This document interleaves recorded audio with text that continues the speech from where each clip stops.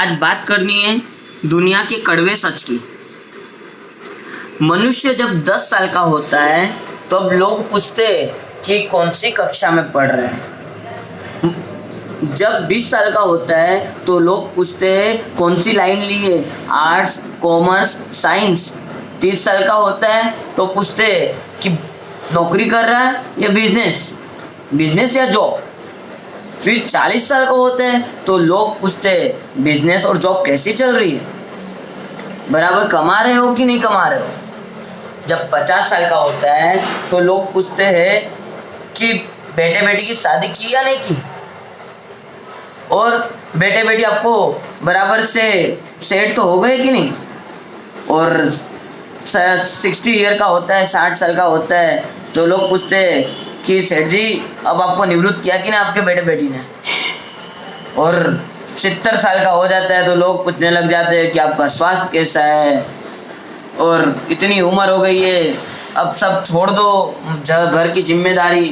पर लोग संतोष ही नहीं मानते, घर की जिम्मेदारी सिर पे लगा के ही रखते हैं।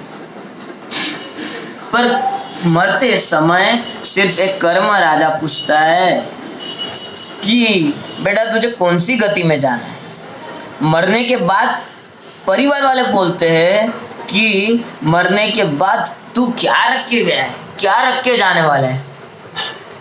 और सिर्फ ये दुनिया में एक ही व्यक्ति ऐसा है जो कहता है कि बेटा तू मरने के बाद कौन सी गति में जाएगा और तूने क्या प्राप्त किया है संसार में, इतने सालों से तूने धर्म किया है या नहीं किया है।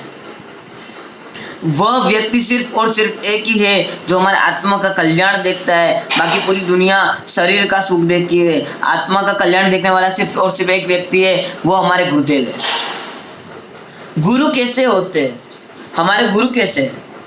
हमारे गुरु 5 महाव्रत के धारक हैं। यानी गुरु कैसे होने चाहिए? 5 महाव्रत के धारक यानी प्राणातिपात यानी कोई जीवों की हिंसा ना करे, मृषावाद झूठ ना बोले, अदत्तदान चोरी ना करे, मैथुन ब्रह्मचर्य का पालन करे, परिग्रह यानी कुछ भी चीज का परिग्रह यानी संग्रह ना करे। ऐसे हमारे गुरु होते हैं। गुरु जो अंधकार रूपी संसार में से ज्ञान तरफ ले जाते हैं। हमारी आत्मा जो अंधकार में है उसको ज्ञान की तरफ ले जाने का कार्य करने वाला व्यक्ति है सिर्फ और सिर्फ गुरु।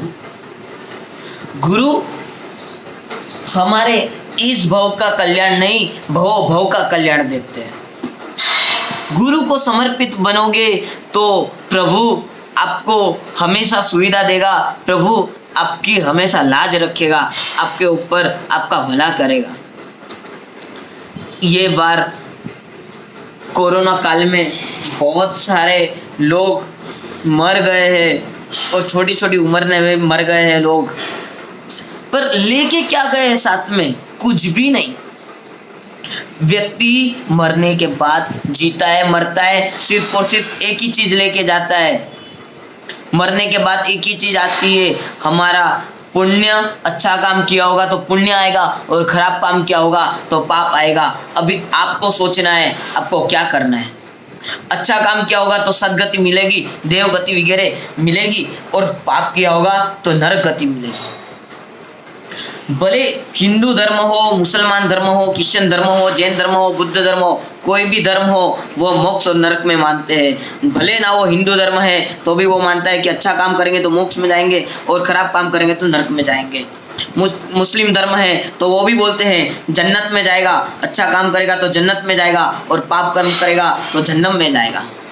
क्रिश्चियन धर्म है वो भी कहते हैं गुड वर्क करोगे तो हेवन में जाओगे, हेवन यानी मोक्ष में जाओगे, और पाप कर्म करोगे तो हेल में जाओगे। जैन धर्म उसका तो सिद्धांत ही है अहिंसा परमो धर्म, कुछ भी अच्छा कार्य करोगे, कुछ भी पुण्य का काम करोगे तो मोक्ष निश्चित मिलने ही वाला है, और खराब काम करोगे तो नरक गति या तिर्यंच गति में जाना ही है, फिक्स है। 84 लाख की योनि में हम घूम के आए हैं पर हमारा मोक्ष हुआ नहीं है अभी तक। कैसे होगा मोक्ष? हम समर्पित नहीं है, हमारा विनय नहीं है, हमारा विवेक नहीं है। साधु कैसे होते हैं? संघर्ष करे ते साधु, सज्जन होए ते साधु, समता धरे ते साधु, शील धरे ते साधु, संयम में रहे ते साधु, साचू बोले ते साधु, संसार ने त्याग करे ते साधु, संसार थी पार उतारे ते साधु, संसार में जे रत्न जेम छे ते साधु, आखा विश्व ने साचा मार्ग तरफ लई जाए छे, प्रभुना मार्ग तरफ लई जाए छे ते साधु। हमारे जीवन में एक चीज फिक्स रखना, कोई ना कोई गुरु को हमारे सिर पर रखना, हमारे गुरुदेव का आशीर्वाद सिर पे रखना। जब हम कुछ मार्ग भटक जाए तो हमारे गुरु एक तो होने ही चाहिए जो हमें सही मार्ग पर ले जाए। भले कोई भी धर्म हो, पर कोई भी अपना अपना धर्म होता है, पर हमें हमारे गुरुदेव, एक गुरुदेव तो रखना ही है जो हमें संसार समुद्र को पार लगाए। हम कुछ तकलीफ में आ जाए तो हमें सॉल्यूशन देने वाले कोई रहे, वैसे हमारे एक गुरु